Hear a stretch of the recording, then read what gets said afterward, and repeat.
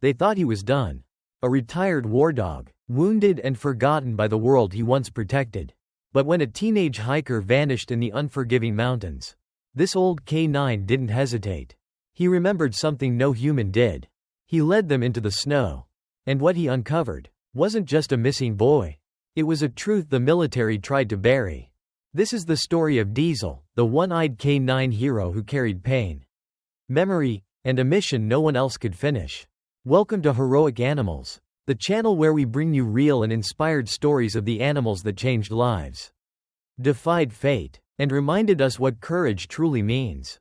If you're new here, don't forget to hit that subscribe button and turn on the bell so you never miss a heartbeat of these incredible journeys.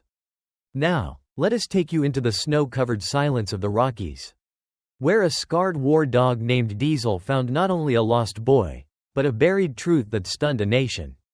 The snow came early that year. It blanketed the Colorado highlands in a silence so thick, even the birds seemed to vanish. For most, it was a warning to stay indoors. But for Diesel, it stirred something else. The retired military K9 lay quietly on the porch of his handler's cabin, eyes half closed, one ear twitching at the sound of distant wind. His coat, dark with a streak of gray down the back, shimmered faintly with each icy gust. His left flank bore a faint scar, jagged, unnatural, a piece of metal once buried deep, the memory of an explosion long past. Inside, Tom Calder, a former Special Forces operative and Diesel's lifelong partner, sipped coffee by the radio. Life had been quiet since they left the service. No more adrenaline, no more missions, just mountain air, good boots, and an old war dog who deserved peace. Until the radio crackled. All units in the area, we've got a missing teen hiker. Name's Josh Miller, 15, last seen at Maple Ridge Trailhead. Temps dropping below freezing. If anyone has eyes, report in. Tom's hand froze on the mug. Diesel sat up. Their eyes met. It wasn't just noise. Diesel was staring, locked in. Like the old days. Like something had just clicked deep in that brain of his. You're retired, buddy, Tom said gently. Diesel took one step forward, then another, and barked once, sharp, urgent. It wasn't a bark for food. It was a mission call. The officials told Tom to stay put. Search and rescue is mobilizing. They said, trained units are on it. But Diesel wouldn't sit, wouldn't eat, wouldn't even blink. At 9:42 a.m., Tom gave in. He loaded his truck, threw a survival pack in the back, and opened the passenger door.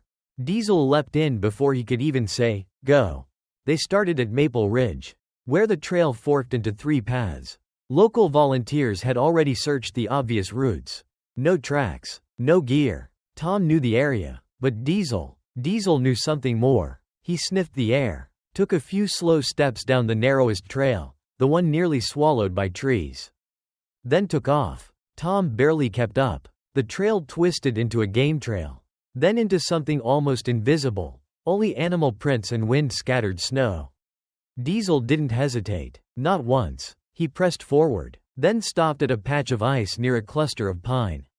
He barked twice, sniffed the ground, and whined. Tom knelt. There, barely visible, a glove half buried in snow. Red, child-sized, and beside it, a fresh drop of blood. The radio flared again. Still no sign of the Miller boy. Search extended to Western Ridge. Temps dropping fast. Estimated survival window, 12 hours. Tom clicked it off. He didn't need confirmation. Diesel was already moving. Faster. Nose down. Muscles tense. But something about the way he moved, urgent but careful, made Tom's chest tighten. He'd seen this before. In Helmand. In a village wiped clean by fire. In Kandahar. When Diesel pulled 3 kids from a school about to be shelled. And in the worst moment of all, one mission neither of them ever talked about. Diesel remembered something. But what? Tom followed. The wind howled above. The forest seemed to narrow in. And somewhere ahead, a boy was waiting. The deeper they went, the quieter it got. No birds, no wind, just the steady crunch of boots and paw pads pressing into packed snow. The forest swallowed the sunlight, casting everything in a dull, gray haze. But Diesel kept moving, every muscle taut, his one good eye scanning the terrain with soldier's precision. Tom's breath fogged in the cold air. Easy, Boy, he murmured, hand instinctively resting on the sidearm he no longer carried. It was muscle memory, like the way Diesel would pause at every bend. Glance over his shoulder, then surge forward again, not just tracking, clearing, like they were back in a war zone. The trail ended at a ledge, a jagged break in the earth that sloped sharply into a narrow ravine choked with ice and fallen timber. Diesel sniffed the edge, then paced along the lip. Tom followed. Suddenly, Diesel froze, ears flat, body lowered. He let out a low, guttural growl. "What is it?" Tom asked, scanning the trees. "You see something?" Nothing moved, no sound, no tracks. But Diesel growled again, not at an enemy, but at a memory. Tom stepped closer, eyes darting through the ravine below. Then he saw it, a splash of red, faint, almost gray beneath the frost. "There," he whispered, "a boy's jacket, tangled in a bush at the base of the ravine. And next to it, a boot." Without hesitation, Diesel started down the steep incline, paws digging into snow and ice. Tom cursed under his breath and followed, using branches and exposed roots to stay upright. They reached the bottom in minutes, but it felt like hours. Josh lay half buried in snow, one leg twisted at an unnatural angle. His face was pale, lips cracked and blue. His eyes fluttered open for only a second when Diesel nudged him gently. "Hey, kid." Tom crouched beside him, checking his pulse. "Can you hear me?" A faint nod, then a whisper. "The dog, he stayed?" Tom blinked. "What? All night, he didn't leave." He looked at Diesel, who had curled up beside the boy, pressing his body close for warmth. His chest rose and fell slowly. His breath steamed in the cold. Diesel had found him hours ago, maybe longer, and had stayed, just keeping him alive. "You're a damn fool," Tom muttered. "You should have come back for help." But Diesel didn't move. His body trembled. His paw, the one with the shrapnel scar, bled faintly into the snow. He'd torn it open again. Still, he didn't leave the boy's side. Tom grabbed the radio. "Dispatch. This is Calder. I've located the missing hiker. Male, 15. Alive but hypothermic with a likely leg fracture. Coordinates incoming. Send evac team and medical, urgent." The voice on the other end cracked with static. "Roger that. You found him? Alone?" Tom hesitated, glanced at Diesel, now licking the boy's frostbitten fingers. "Not alone," he said, "with the best damn soldier I've ever known." As they waited, Tom set up a thermal blanket and used his own coat to cover the boy. Diesel remained next to Josh, refusing water, refusing to rest. Tom watched him. That same expression. Focused, protective, distant. "You've done this before, haven't you?" he asked quietly. Diesel didn't respond, but Tom remembered. "Years ago. Another child. Another mission. Is that why you couldn't stop? You weren't just tracking, you were remembering." Diesel finally turned his head, just slightly. And for the first time in years, Tom saw the war in his dog's eyes. The helicopter blades thundered overhead, sending powdery snow into wild spirals as the search and rescue team descended into the ravine. Tom shielded his eyes from the gust while keeping one hand on Josh's shoulder, the other on Diesel's back. Diesel didn't flinch. He stayed pressed against the boy, ears up, alert until the last medic clipped a thermal wrap around Josh's body and began checking vitals. "You're gonna be okay, kid," Tom muttered, stepping back as the team lifted Josh onto a stretcher. "He wouldn't leave me," the boy whispered again, barely audible. "He stayed the whole time." Tom looked down at Diesel, shivering, exhausted, paw still bleeding lightly into the snow. He didn't move until Josh was securely loaded into the helicopter. Only then did Diesel finally let out a long, low sigh, and collapse. The vet at the local animal hospital worked quickly. Diesel had reopened his old injury, a jagged scar from years ago, when a roadside IED had nearly taken his leg. His body was worn, his coat thinner than it used to be. The years had caught up fast. "He's not just tired," the vet said softly. "He's reliving something. I've seen this in dogs who served. Trauma memory is real."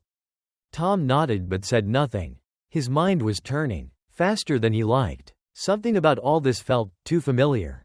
That night, as Diesel slept beside the fireplace, wrapped in a blanket and breathing slow, Tom sat at his old military footlocker. Dust coated the top. The combination came back to him instantly, an old instinct. Like riding a bike or drawing a weapon. Click. Inside were dozens of faded files, medals, and discharge forms. Most he knew. But tucked in the very back was a sealed envelope marked classified, handler access only. His breath caught. He had never seen this envelope before. Hands trembling slightly, he opened it. Inside, a single, typewritten page. Mission report, Operation Stonehaven. Date, August 9th. Location, Coast Province, Afghanistan. Objective, rescue of captured U.S. humanitarian workers and one civilian child. Outcome, successful extraction. Civilian child unaccounted for. K-9 unit re-entered site unaided 7 hours later. Found remains. Tom read it twice. Then again. The details blurred. K-9 returned alone. Sustained injuries during recovery attempt. Removed child's remains from collapsed shelter. Refused to leave body. Extracted by drone team. Commended for conduct under trauma. He stared at the name of the K-9 listed on the report. DIESEL 712. His diesel. Tom sat in silence. The same area of injury. The same behavior, refusing to leave a child behind. He had always wondered why Diesel hated the smell of firewood smoke. Why thunderstorms made him whimper in his sleep. Why he always watched children longer than adults. Like he was counting them. He was remembering. Not instinct. Not training. Memory. Diesel hadn't just saved Josh. He had gone back to a place only he knew, and rewritten the ending. The fire crackled beside them. Tom reached down and gently rubbed the scar on Diesel's flank. The dog stirred, opened his one good eye, and blinked at him. You didn't fail back then. Tom whispered. No one told me. No one told you, either. But you didn't fail. Diesel let out a quiet huff, as if acknowledging the words, or forgiving the years of silence. Outside, snow began to fall again. But inside that quiet cabin, a truth buried for a decade had finally risen. And a scar, once full of pain, had found its meaning. 3 days after the rescue, the story went national. News anchors praised Diesel as a four-legged war hero who saved a boy's life against impossible odds. Clips of the exhausted K-9 resting by the fireplace played on loop across major networks. Kids sent drawings. Veterans saluted. Diesel had become a symbol. But for Tom Calder, something still didn't sit right. Not the mission report. Not the pain behind Diesel's steady eye. And not the call that came next. It was a Saturday morning when a sleek black car pulled into Tom's long gravel driveway. Out stepped Melissa and Aaron Miller, Josh's parents. They were polite, quiet, but their faces wore that hollow stretch of grief, the kind that doesn't fade just because the nightmare ended. They didn't want an interview. They didn't want attention. They wanted to talk about Diesel. Josh hasn't stopped talking about him, Melissa said softly, sipping coffee Tom had brewed. He keeps saying the dog found him, because he knew where to go. Tom smiled faintly. Instinct. He's trained to track scent. But Aaron shook his head. Josh said it wasn't like that. He said Diesel didn't sniff for anything. He just ran, like he remembered the place. The path. The ravine. That chilled Tom more than he admitted.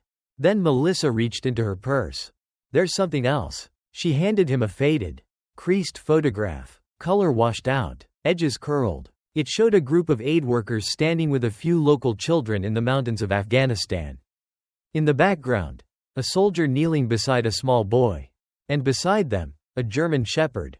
Scar on his leg. Same one good eye. Diesel, my brother, Melissa whispered, was one of the workers captured during Operation Stonehaven.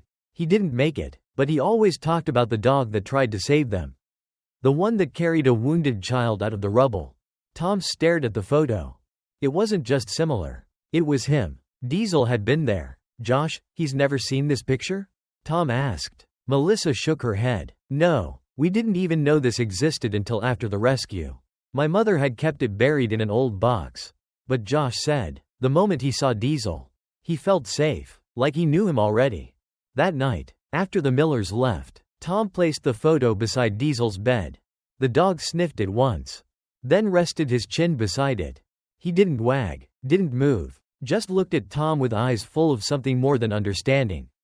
Memory, loss, completion. Later that evening, Tom dug deeper. He accessed an old military database using outdated credentials he wasn't supposed to still have. Inside, buried behind firewalls and redactions, he found something else, a pattern. Multiple K-9 deployments under Operation Stonehaven. Multiple civilian children reported as missing, presumed dead, all tied to the same network of covert aid operations, ones that had gone tragically wrong. And in every final report, Diesel was there, not just as a scout, as the last one standing. Tom sat back in the glow of the monitor, heart racing. This wasn't coincidence. Diesel hadn't just saved Josh. He had come full circle. And somehow, whether by instinct or fate, had returned to the only place he had ever failed.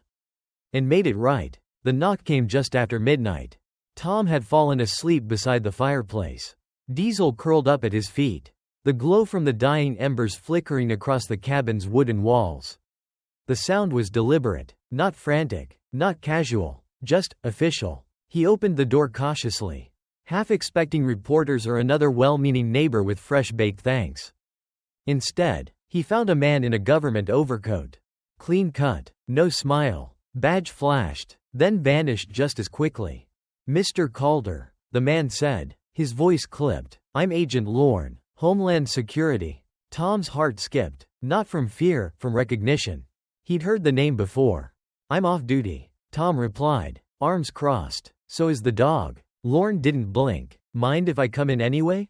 Tom didn't move. "What's this about?" The agent held up a sealed folder, thick and marked with a red stripe. "Restricted. Eyes only, K-9 Archive Ops." "You deserve the truth," Lorne said, "and so does that dog." They sat in silence for several minutes. Diesel lay near the hearth, eyes half closed, his breathing slow but steady. The only sound in the room was the faint crackling of logs and the soft thud of the folder as Lorne placed it on the table between them. "How much do you really know about your dog?" Lorne asked. Tom's jaw clenched. "Enough to trust him with my life." "Trust is earned." Diesel did that. The agent agreed. "But you weren't told everything." "Because back then, even we didn't know everything." Tom opened the folder. Inside were photographs, maps, transcripts, a scan of a mission debrief Tom had never seen. But what stood out was a document titled K-9 712, Behavioral Deviations and Advanced Retention Mapping. He read, line by line, a growing chill crawling up his spine. Diesel had been part of an experimental division, trained not just in combat, but in emotional imprint mapping. Using scent, trauma patterns, and auditory recognition, K-9s like Diesel were meant to retain impressions of key locations, events, even emotions, long after the mission. "He doesn't just remember events," Lorne said quietly. "He relives them." Tom's hands trembled slightly. "And no one thought handlers should know?" "You weren't cleared," the agent replied. "Only handlers with Omega clearance were briefed." Tom looked up, fire dancing in his eyes. "He's not a damn weapon. He's a partner." Lorne leaned back. "He's both. And he's also the only one left." The documents traced a string of locations that Diesel had operated in. There were reports of children rescued, and others lost. In each case, Diesel was the last one in. The one who always came back, even when the humans didn't. One entry stood out. Target: Civilian Outpost Alpha 9. Outcome: 3 dead, 1 missing, 1 recovered post-collapse. K-9 remained on site 14 hours after extraction. Refused to leave until recovered child was identified by name. The recovered child? Melissa Miller's brother. Josh's uncle. The loop was closing in on itself. Diesel had returned to save the nephew of the boy he couldn't save before. Tom shut the folder and exhaled hard. "So why now? Why come here?" Lorne's eyes softened just slightly. "Because something's coming, Mr. Calder. And Diesel might be the only one with the memory map to stop it." Tom looked at Diesel. The scarred flank. The steady breath. The loyalty. "He's retired. So were you." The words lingered. Then Lorne stood, buttoning his coat. "We'll be in touch." He left without waiting for an answer. And in the quiet that followed, Diesel stirred, lifting his head, one eye catching Tom's, as if he already knew what Tom was about to face. Diesel began pacing the next morning. Not in boredom, not from restlessness. This was different, precise, focused, troubled. He'd moved from the door to the map Tom had pinned to the cabin wall, a topographic grid of the Rockies, then back again. His eyes didn't rest. His ears flicked at sounds Tom couldn't hear. His nose hovered inches from a specific corner of the map, a stretch of wilderness labeled Black Ridge Basin, just west of the old rescue site. You want me to look there? Tom asked, half joking, half afraid. Diesel turned to him. One slow, deliberate bark. That's not funny, Tom muttered. But he knew it wasn't a joke. Something had been triggered. It started with a scent. Tom had left Josh's glove, the one found in the ravine, near his duffel bag by the door. It was meant to be returned. But Diesel had found it first. He'd sniffed it, frozen, then walked straight to the map. Not once, not twice, but 6 times. Each time, his paw brushed the same spot, a narrow gulch in the basin, miles from the nearest trail. And on the 6th time, he did something Tom had never seen before. He growled, not at an animal, not at a noise, at a memory. Tom stayed up late that night, poring through records, logs, and reports on Black Ridge. Not much came up. The area was rarely visited, even by rangers. Too steep, too remote. But one entry, buried in a military memo from 12 years earlier, caught his eye. Drone scan inconclusive. Heat signature detected in gulch at coordinates 40.193. -105.714. No follow-up requested. Weather complications halted recon. Marker labeled Red Echo. Red Echo. He'd heard that term before. It was code used in K9 units, referring to zones where dogs refused to proceed during missions. Places where something so traumatic had occurred, their training short-circuited. Places they never forgot. Diesel had been there. And now, something, Josh's scent, the region, Lorne's visit, had brought it back to the surface. Is someone else out there? Tom whispered. Diesel stared at him. Didn't blink. Didn't move. Just stared. By morning, Diesel was ready. He waited by the truck door before Tom could finish his coffee. No leash. No command. Just silent determination. Tom called it in. This is Calder. I'm heading into the Black Ridge Basin. Search only. Civilian mode. Dispatch hesitated. Copy that. Calder. Going solo? Tom looked at Diesel. Not exactly. The climb into the basin was brutal. The snow deeper here. The trees more twisted. It felt older. Like the land itself carried secrets no one wanted to uncover. Diesel led. No hesitation. No wasted movement. As the sun climbed over the ridgeline, they reached the gulch. And Tom saw what had been hidden all these years. A cave, no larger than a doorway, but surrounded by remnants, half-buried ropes, rusted barrels, shattered crates, military, by the look of them. Diesel stopped just shy of the entrance. Ears low, tail stiff. A low whine vibrated from his chest. This it? Tom asked. Diesel didn't move. Then he stepped forward. Once, twice, and stood guard at the mouth of the cave. Inside, Tom could barely make out a shape, not human. Not animal. A metal case, marked with the same code as the one in Lorne's folder. Red Echo, unretrieved. What the hell did they leave behind? Tom whispered. And why was Diesel the only one who still remembered? The cave swallowed sound. Tom stepped slowly across its mouth. Flashlight cutting through dust motes and echoes of forgotten time.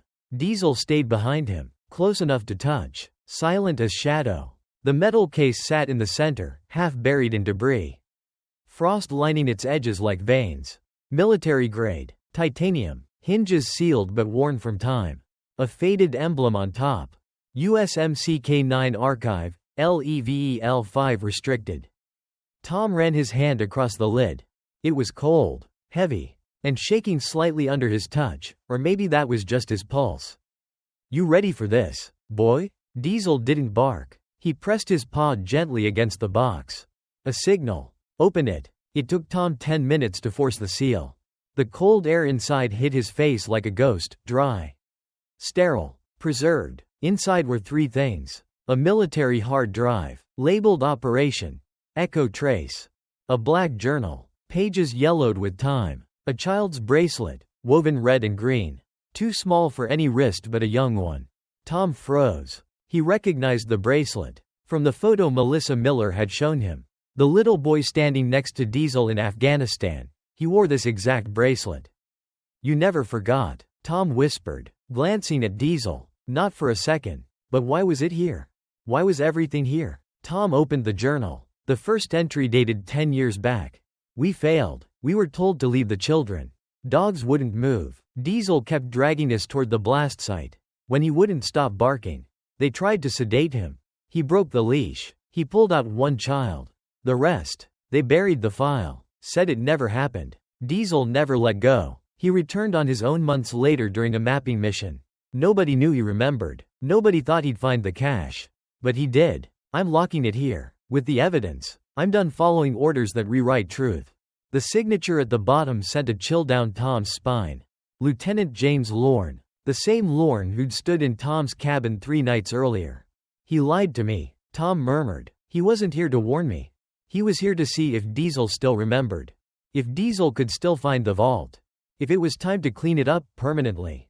Outside, a branch cracked. Diesel's ears shot up. He growled, low and urgent.